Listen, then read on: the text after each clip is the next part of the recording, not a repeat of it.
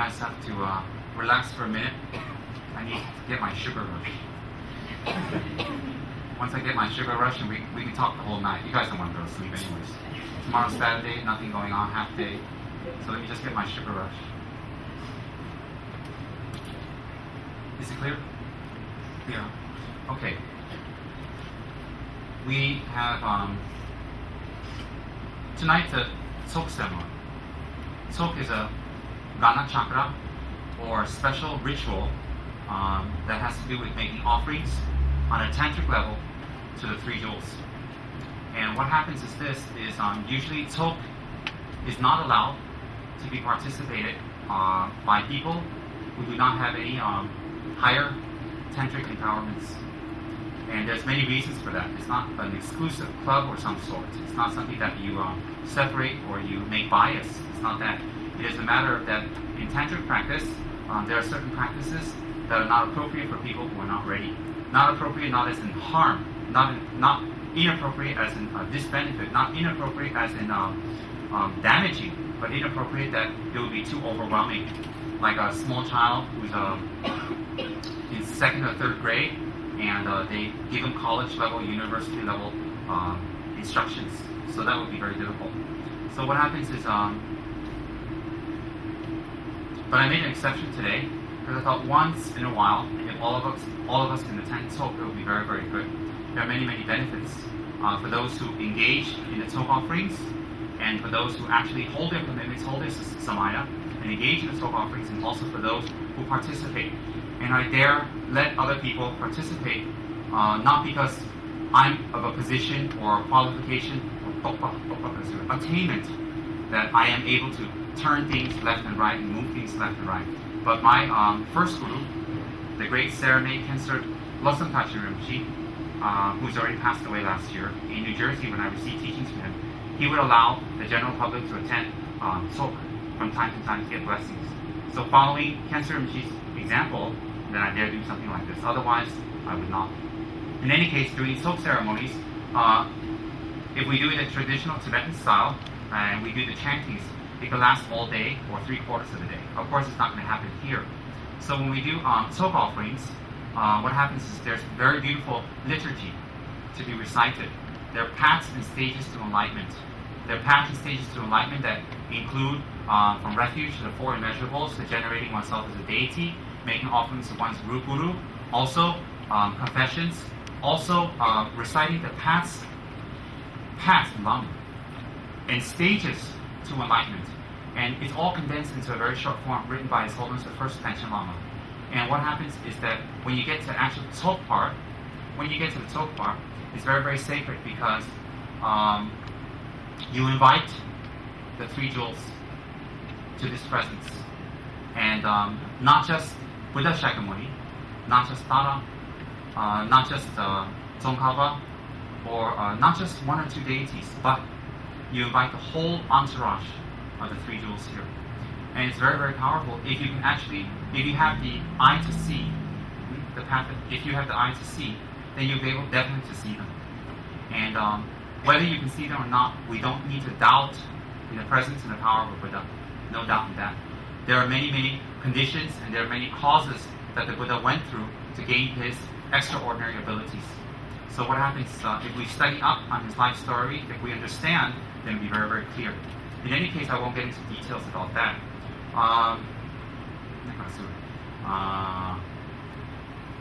When we invite the three jewels, then the Tantra practitioners themselves, it is assumed that the most important is that they have very strong Guru Samaya. They have very strong Guru devotion. Their devotion to the Guru is that they can even jump off a building if the Guru tells them so. That kind of devotion. Not that the Guru will tell you to do that, but you have that type of commitment. So attainments come very fast and very quick. And also once, to follow that would be the 50 verses of Guru devotion. And but first, before we even adopt someone as our Guru, we should see the person and see how they affect our lives, see their knowledge and qualifications, and see if what they say penetrates into our minds and benefits us. And does that help us to make a transformation? If it does, then this is wonderful, It's our spiritual mentor, spiritual friend. And then we have, as stated in the 50 verses of Guru devotion, Guru Panchasika, So what happens is we have very strong devotion, and then we do the sutra path. We develop, in short, renunciation. What's renunciation? Renunciation is not just a matter of not having things or giving up things or abandoning things. Renunciation has nothing to do with having and not having. Renunciation is a state of mind where we have grasped, in short, we have grasped and understand the nature of phenomenon, or the nature of existence, the nature of our bodies, the nature of our surroundings, the nature of our friends and what we have. And that nature is always impermanent. It's subject to change. It's subject to change, it's impermanent for the reason that the causes, the conditions that make these things manifest around us, including our bodies and our friends, are impermanent. So when one of the conditions are removed or changes, then what we experience, what we have, changes completely. So people who have a very strong grasping towards permanence, or towards things not changing, or towards things that should remain the same, or that why do things change? They have an obvious non-acceptance and non-understanding of the nature of phenomena, the nature of things exist, and that is all things are impermanent, subject to decay and subject to change, and eventually death, and from that another change. So what happens is when we don't think about that, or when we avoid that, and we intellectually understand that, it's very difficult, because when we only intellectually understand that, then it is like we intellectually understand the disbenefits or the harm that alcohol can cause us, or lying or cheating can cause us, but we do nothing about it. So when we do nothing about it, simply knowing what it can do to us brings not much benefit to ourselves or other people. So what happens is to have experience in it, to think about it, and to become enmeshed with your mind, to become close to your mind is very, very important. And how does that happen? That happens when we engage in contemplation, better, meditation. And meditation doesn't have to be in an exotic room, exotic place, exotic scenery. It can be on your sofa at home. It could be in your bedroom, sitting up. It could be anywhere, meditation. What is meditation? Meditation is familiarizing yourself with a certain truth that is based on logic. And when we familiarize ourselves with a certain truth that is based on logic, what happens is, as we familiarize ourselves, when we get used to it, we see our mind change. We see our mind become detached. We see our mind starts to renounce. When our mind renounces or detaches, it is not we don't care about the people we love. It is not we abandon our responsibilities. It is not we become ordained people. It is not we become yogis and yoginis. It is not that we completely let go of what we're supposed to do. The state of renunciation has nothing to do with the physical letting go. It has nothing to do with the physical abandonment of what we're supposed to do. Renunciation is the realization and complete attainment that we will not be affected when things change. And when things change, we accept it. Easier said than done. When it's accepted and it's understood, and it becomes a part of our lives, when our bodies start to decay, when we start to become old, when our hair changes color, when we become sick, when we lose our vibrancy, when we lose our husband or wives, when we lose our friends, if we lose our money, if we lose what we're used to, what we're comfortable with, if we're used to praise, whatever it is that we're used to and we're comfortable with, when we lose that, of course it makes us sad, but it doesn't devastate us, it doesn't destroy us, and it doesn't make us do things that would make it even worse than it already is. In fact, when negative things happen to us, we're able to turn that around and make it into something positive. And I'm not just talking about a motivational talk where you make things positive. I mean, you really make something positive. Totally positive. Example, the High Lamas of Tibet.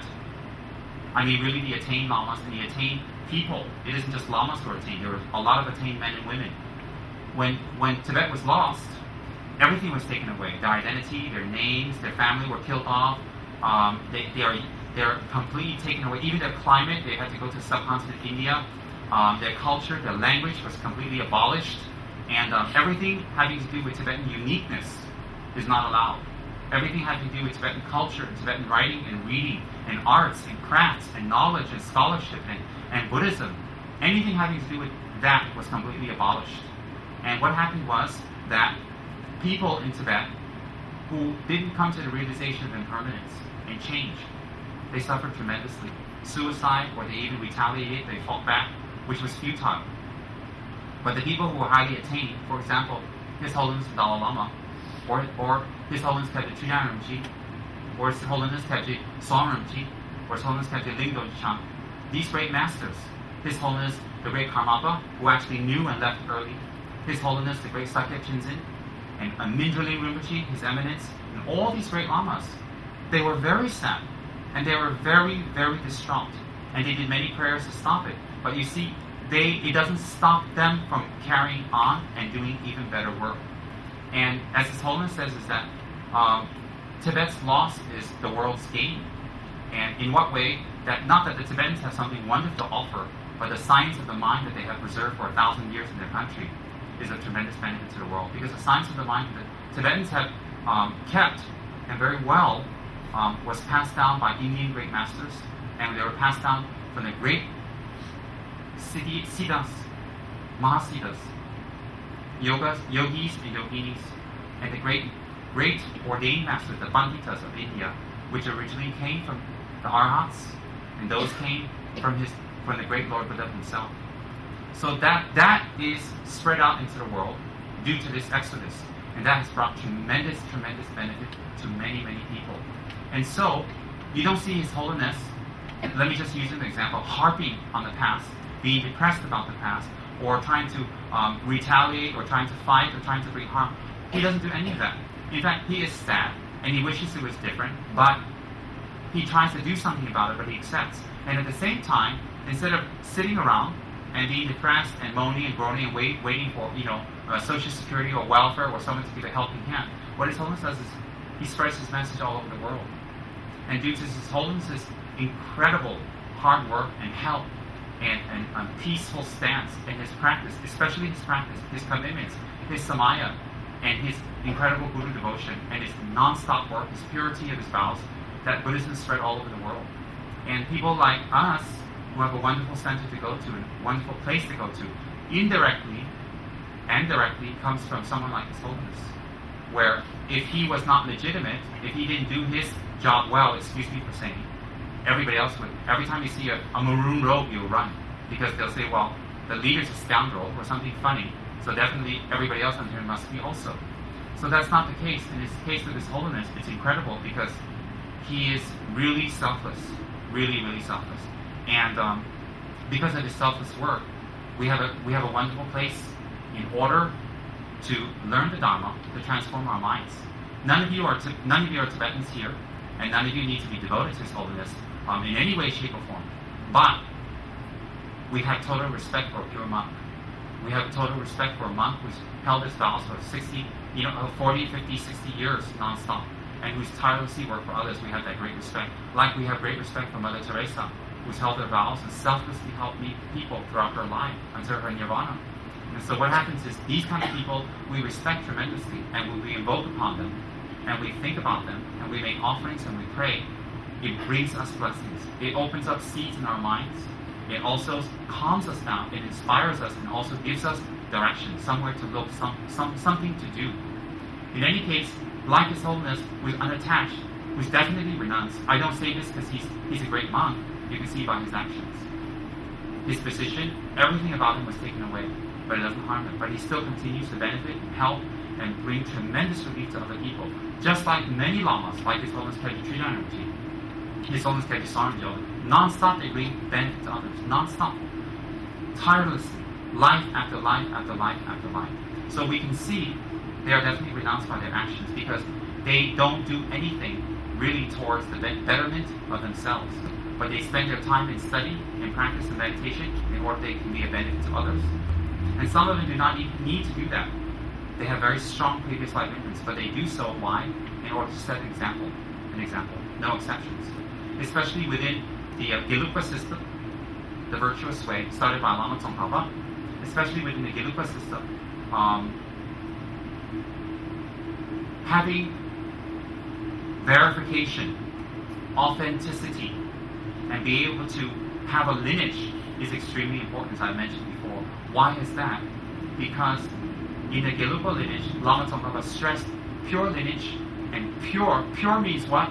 Pure doesn't mean his lineage is pure, everybody else is not pure. It means that whatever lineage you are practicing, it must be, you receive this teaching from your guru, you've received the empowerment, you've received the transmissions, and you've done the retreats or whatever, and the contemplations in order to be able to speak it to others. So pure lineage doesn't mean one lineage is pure.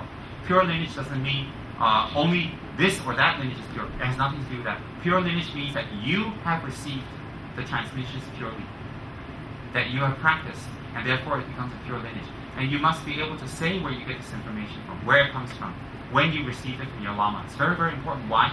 We can't simply go in front of people and say, well, I say you should do it this way. I think you should do it this way. It should be this way, that way. Why? Who am I? Who am I? I'm like you, unattained, a normal person, hanging out in samsara. So if I start making up things, then it's not going to help you because you can make up things also. So what's very, very important is having authenticity. When we have authenticity, even a normal, silly person like me can transmit the Dharma to other people. Why?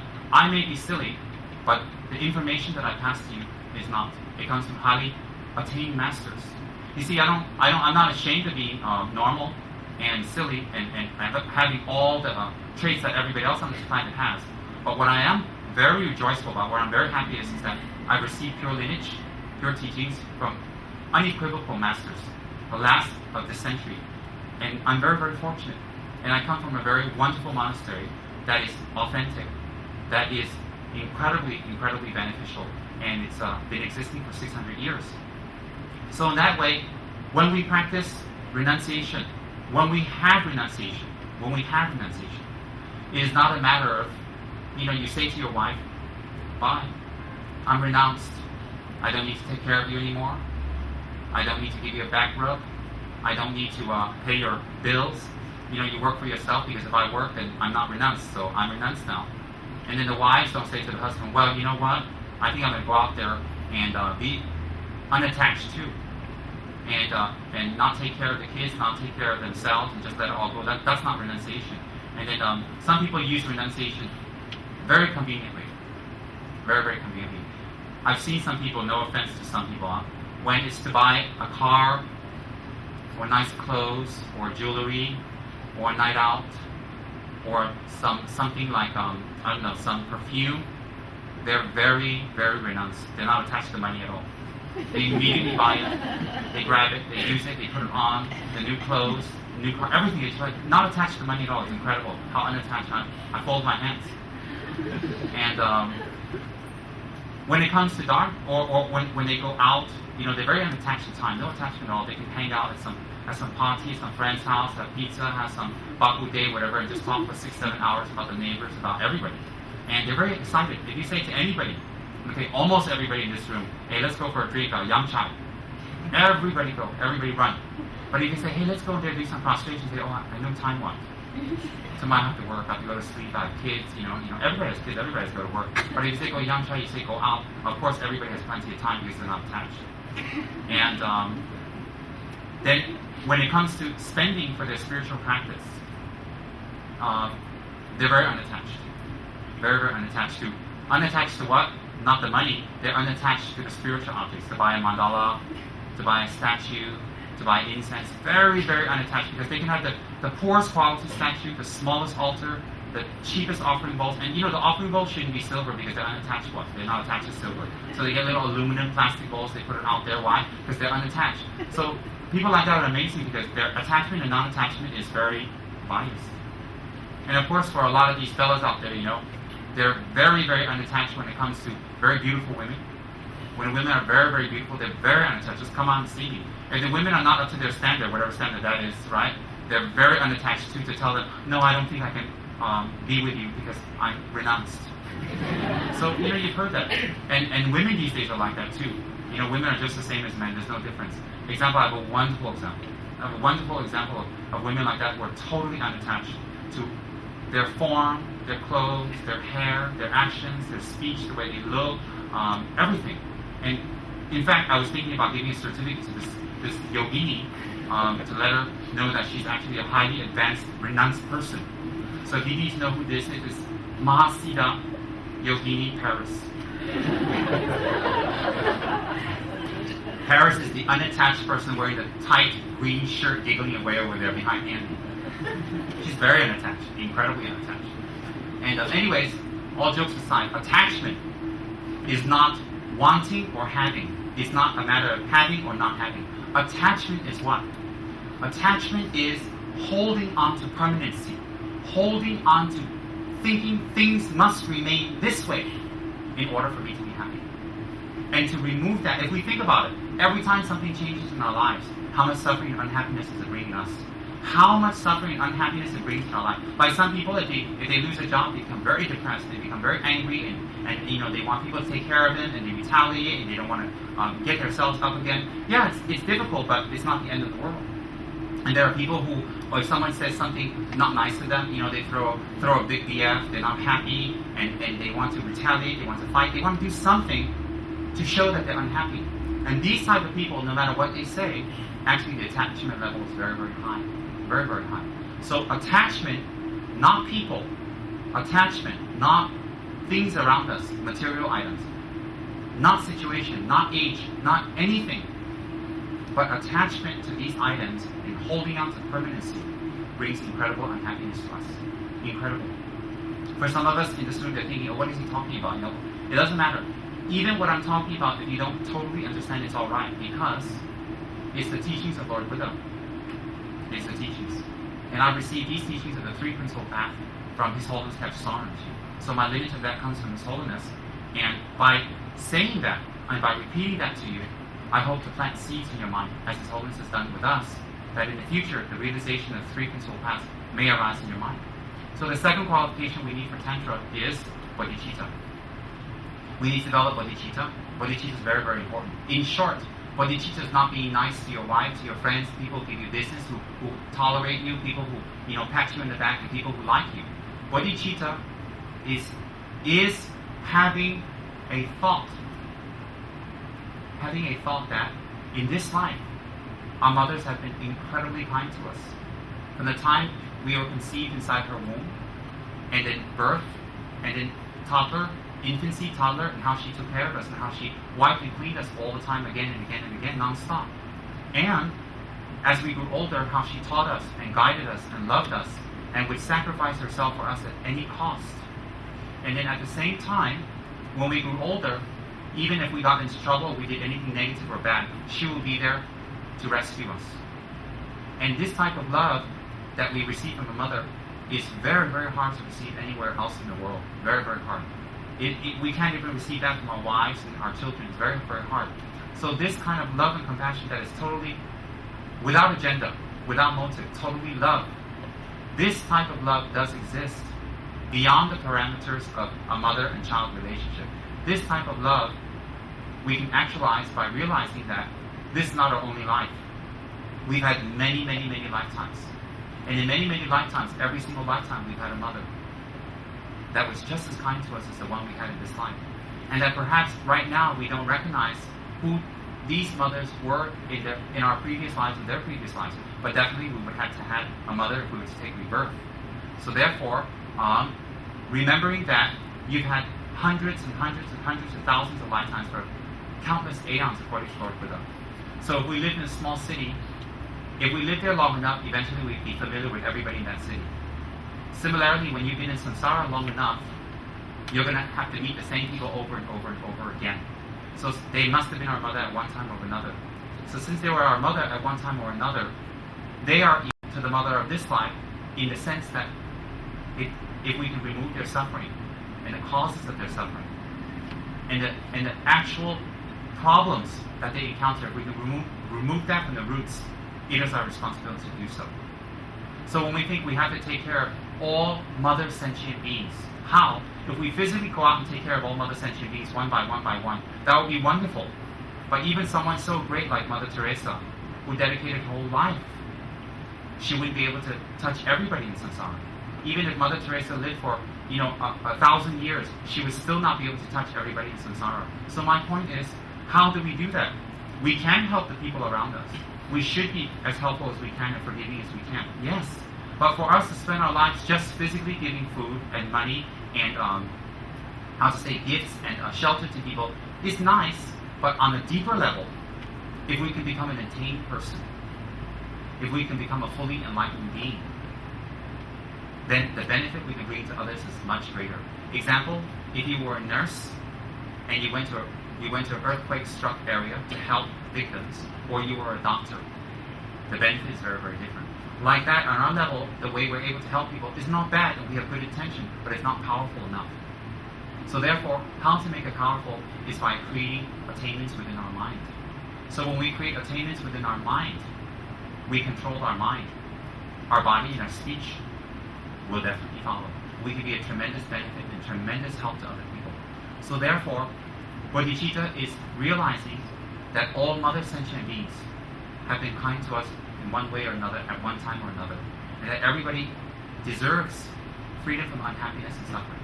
So I will take that responsibility, that I will sacrifice my time, my energy, my pursuits, and we can reach that level. Maybe at this time, at this moment, it's hard, but to even hear the word bodhicitta, according to the great master Shantideva, plant seeds in our mind is incredibly powerful.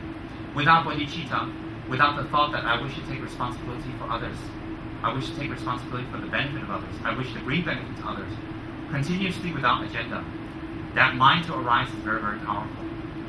When that mind arises, the first thing you see to go in you is intolerance. Intolerance of other people, intolerance of the situation around you. Prejudice and bias will go away. And also, tolerance of the difficulties you go through. Tolerance if your partner is difficult. Tolerance if your children is difficult. Tolerance if your parents sometimes manifest difficulty. Tolerance will arise in your mind when some sort of bodhicitta starts to arise in your mind. That's the first sign. All right? And what's tolerance? Tolerance is being able to tahan, or to take difficulties for the sake of others. So when we practice Dharma, when we engage in Dharma practice, the first person that we should practice great tolerance to is our partners. It could be our wife, it could be our husband, it could be our friend, it could be someone very kind to us. So if the people around us we can't practice tolerance, but we pray for tolerance, we pray for world peace, we pray for bodhicitta, then it's very empty, because what we do is when we pray to the three jewels, any of the three jewels, to our yidams or whatever, for tolerance, we plant the seeds to be able to achieve it in the future, but how soon into the future is questionable depending on our practice. So what happens is when we practice tolerance around us, to our friends, to our lovers, to our husbands and wives, and to the people around us, immediately we practice tolerance. What is the practice of tolerance? To be patient with the perceived faults we see in them. To be patient. Because needless to say, we don't know how many times they've been very patient with us for things that we didn't even know we did. So when we're very patient with the people around us, when we're very, very patient, when we develop that, that would be wonderful. And that would be helped by what? That would be helped by our meditation in bodhicitta. There's a wonderful book called Meaningful to Behold, translated into English. It's a writing on Bodhisattva Charyavatara, and it's written by the great Master Shantideva. I read that book maybe 25, 26, 27 years ago, and it made a great impact in my mind. A very, very impact. I was very young. And if all of you would get that book and read it in a correct mood, not like a romance novel, but to study, to listen to, think about, contemplate, you'll have great benefits. Why it talks totally about developing the state of mind that takes responsibility for oneself, that takes responsibility for others, that takes responsibility for beyond people who bring us pleasure or give us what we want. You see, it's very easy to take responsibility for one's wife, or one's parents, one's children. You're supposed to. You're taught to do that. But to take responsibility for people who absolutely have no connection to you or does not benefit you is incredible. And when we develop that mind, we are worshipped by the gods. We are respected by the people around us. Our countenance becomes pleasurable to others. We are protected from all types of spirits and demons. Our mind becomes peaceful. We are on the correct stages to becoming a fully enlightened being. No Buddha is without bodhicitta. No Buddha. One of Buddha's ingredients, descriptions, is that he must have fully realized bodhicitta. So if we wish to become a Buddha, And that's why we practice Dharma. Bodhichitta is very, very important. Even if we don't wish to practice to become a Buddha, but we simply want to have a better life, even in that way, if we practice bodhicitta, it will be tremendously benefit. Imagine if we can practice the teachings of Lord Buddha, really, really practice, and I don't mean chanting. People have a wrong view that Buddhism has to do with chanting. No.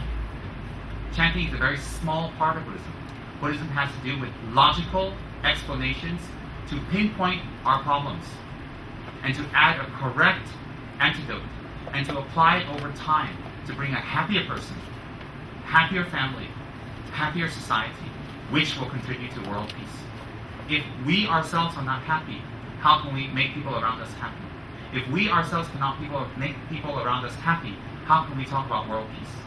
The world is not at peace, not because other people are creating problems, because our own mind is not at peace.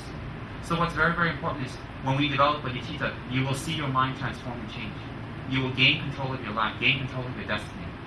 And bodhicitta is very simply, although it's not simple, taking responsibility for yourself. Taking responsibility when you do wrong and to not hide.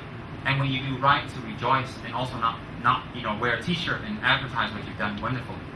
But bodhicitta is taking responsibility for oneself and one's mistakes. And it's okay to make mistakes because me and you, all of us, we're normal human beings. We get wrong thoughts, we have doubts, we get angry, we get jealous, and we make a lot of mistakes. Making mistakes is not the big issue.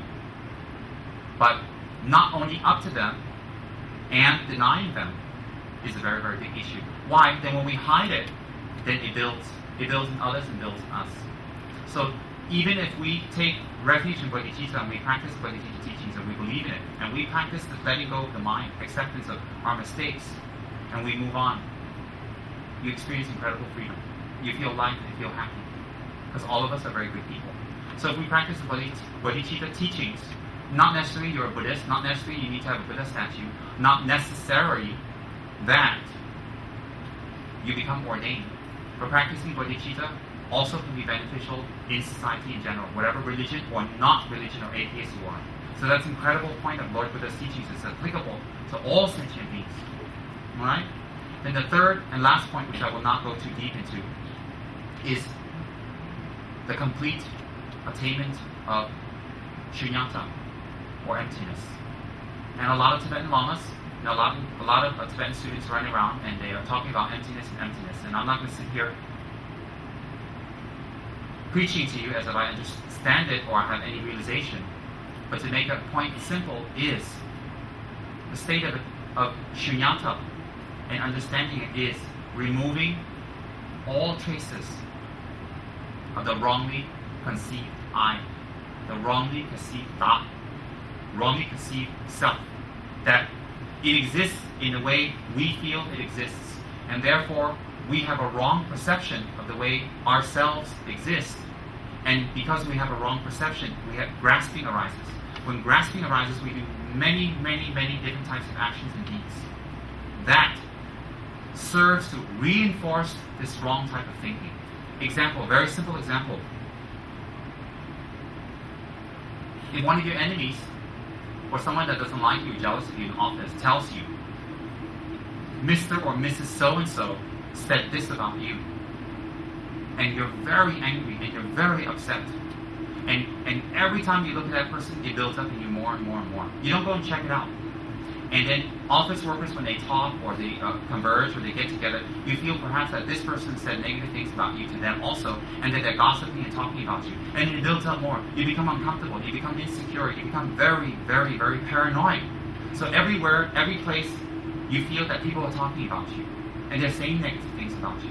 And you don't investigate, you don't check, or you don't approach it, and you don't kind of do something about it if something can be done. And we build on it. And so what happens is that we react back negatively. We start fighting, we become defensive, and maybe it costs us our jobs, maybe it costs us friendship that shouldn't have cost us a friendship. Whereas if we actually investigate it and talk and maybe approach the person kindly and ask what's going on and maybe make them happy, that they'll say to you, oh, I didn't say that. I didn't say that at all. And they say, oh my God, all these things that I've been doing and thinking, all these things that I've been conceiving in my mind, and all these thoughts I've had around me, are false. But you see, to you they were very real. They were very, very real. They're absolutely real. And you acted upon them as if they were real. Like in the dark, you see a coiled rope in a corner of a room. And when you look at it, you think, oh, it's a snake. And all your reactions come to it, for it, in dependence on it, as if it's a snake. Fear will arise. But when you turn on the lights, you just see it's rope and not snake. You say, oh, what was I scared of? What was I scared of? Well, we haven't realized, we haven't achieved this type of mind where we can totally root out wrong perception. Then we experience this in life again and again and again. Not just a rope snake, a snake that's not a snake but is a rope. Not just in work, but all around us, everything. And the degree of paranoia we have, the degree of unhappiness we have, the degree of unsettledness we have, the degree of how we're not able to let go, how we're not able to be kind to others, how we're not able to let other people win, the degree of how strong we're attached to our mind that we need to be right, shows you how incredibly built up our personal projection is. Sufferings arises from wrong perception. The ultimate cause for samsara, the ultimate cause for our personal and all samsara is ignorance. Holding on to the wrong type of perception of how one exists. That is the root cause of all samsara, the root cause. So that's why most of the Tantric deities, whether it be Lord Yamataka, the great goddess Vajrayogini, or Hiruka Chakra Savara, whichever, Kala Chakra, whatever these great Tantric deities you will see, they're depicted as fierce, not because they're angry, but they're quick and fast in wanting to remove the cause of samsara. And usually under them, under their feet, you'll see stepping on and subjugated are different types of deities or animals or spirits or demons that are actually not what they look like, but emanations of the purified mind of that deity. So let's say that deity, when they were an ordinary being, was very angersome, or they had a very self-cherishing mind, strong one.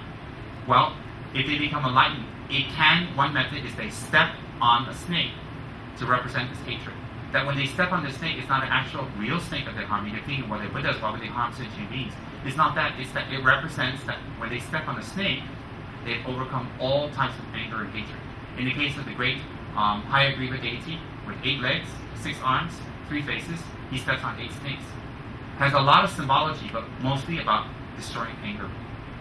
So what happens is that Vajrayogini or Yamataka, they step on desire and are grasping at desire, and it's represented like that. And they also step on high-level gods. They step on high-level gods not because they're powerful and they catch them, they like step on them and show that they've won, some kind of reality contest, and Yamataka won and the other gods didn't win.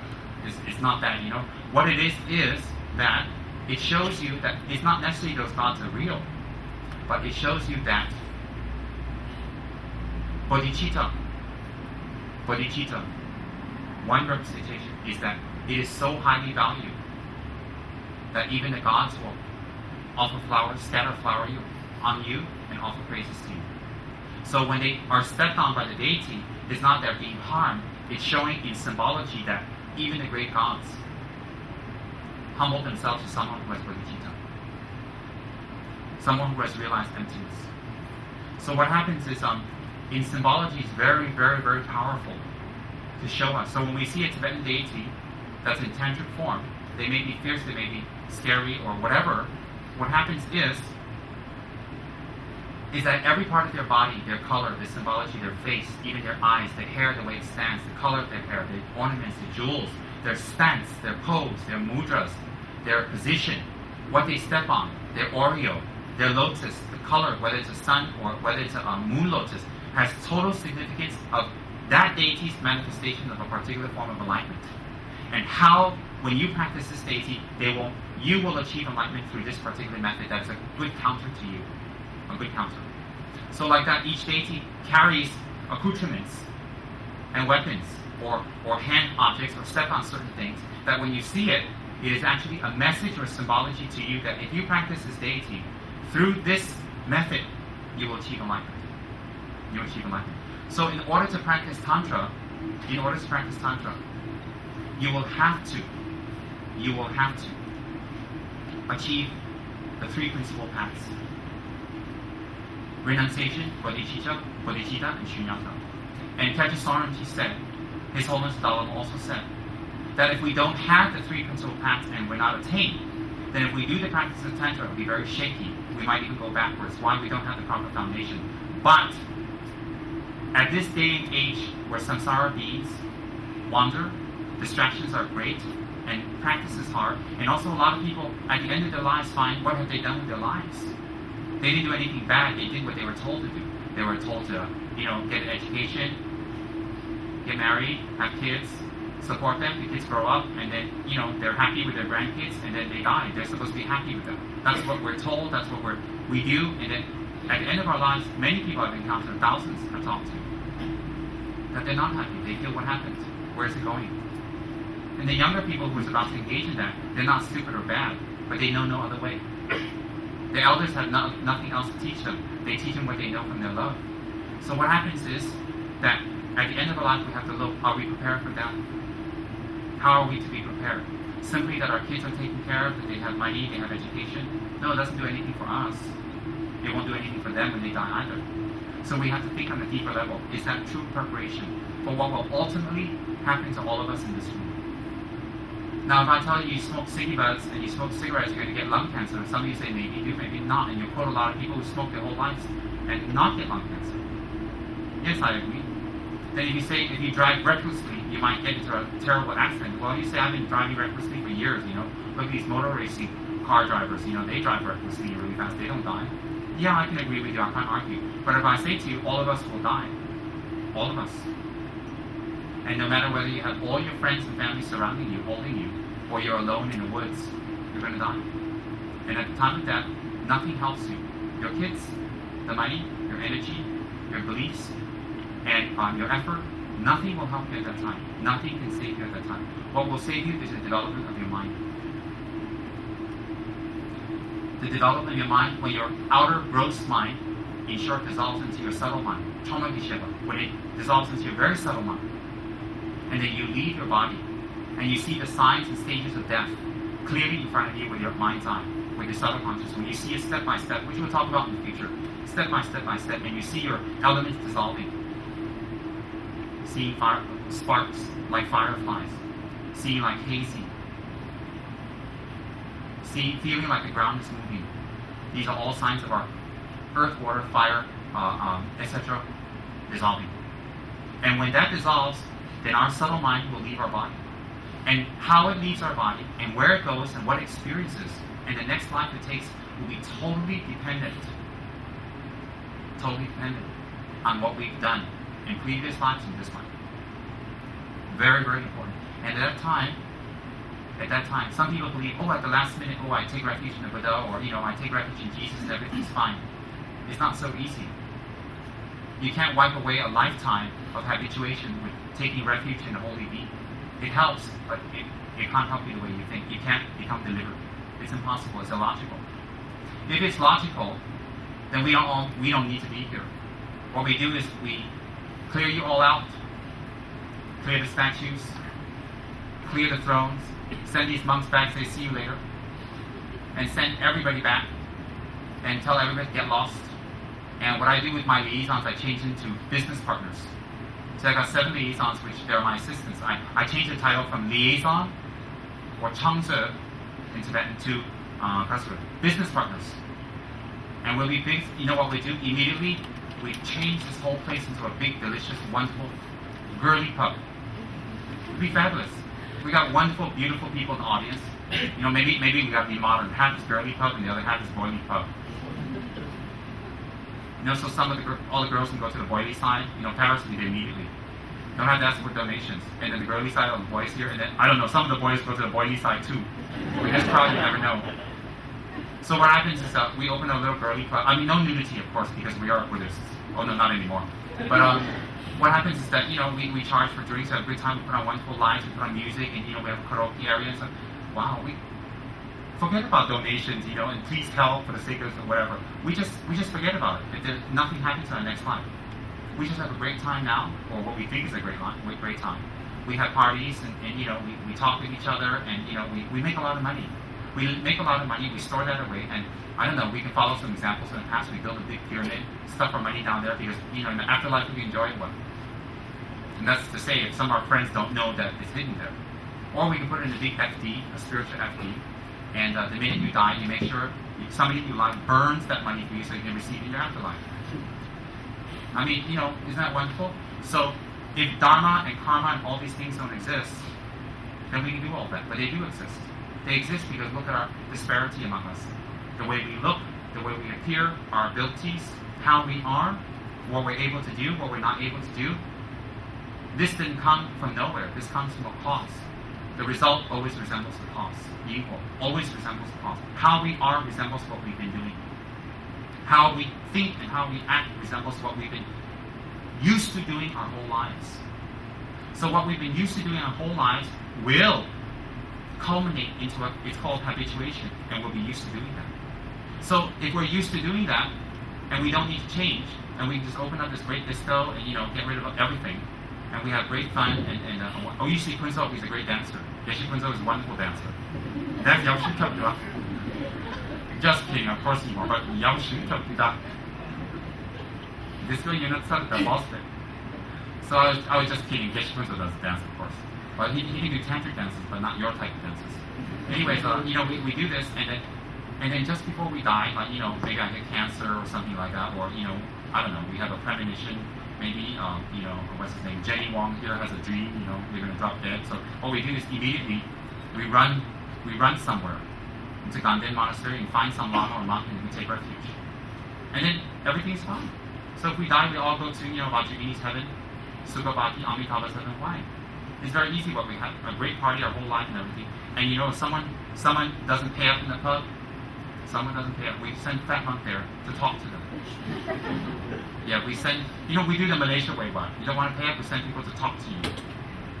That's why I always pay up in Malaysia. I don't want anybody to talk to me. The horrible part, they don't talk to you. They do different mudras that are quite scary. So what happens is well, we can have a great time, we can party, we can do this, if we're completely sure that there's no next life. If we're completely sure, next life and karma and cause and effect doesn't exist, if we're absolutely sure, then what we all do is, and I'll lead a group like a Pied Piper. Like I said, we get rid of everything, we repaint the place, renovate, put in a lot of lights, get rid of this horrible marble floor, we put disco lights under there like the 70s, you know, John Travolta and Night Fever, we do those things. Imagine this whole place, the floor is lit. Then, you know, we throw in votes and stuff, who's going to dance and who's not going to dance. Yeah, who's not going to dance. That's right. Like, Sao Chan's definitely going to dance. Definitely. You know, like, Uncle Lai, I think we'll let him relax this time around. Mm-hmm. And then, definitely Andy has to dance, definitely. Definitely. And let me see, who else? No, we better not get Christine all that's going to be a little bit too child. Oh, Paris has got to dance. Definitely. She's going to have her own little corner with bars. Bars, and just kind of going to swing around the bars. She'll figure out something to do. We do this the rest of our lives, and then, you know, just at the time of death, then we take refuge. And everything's fine. Everything's wiped away. You know, everything's fine. No problem at all. Are we sure about that? All the problems and difficulties we have now, all, not some, all, arises from a cause that resembles what we're experiencing now.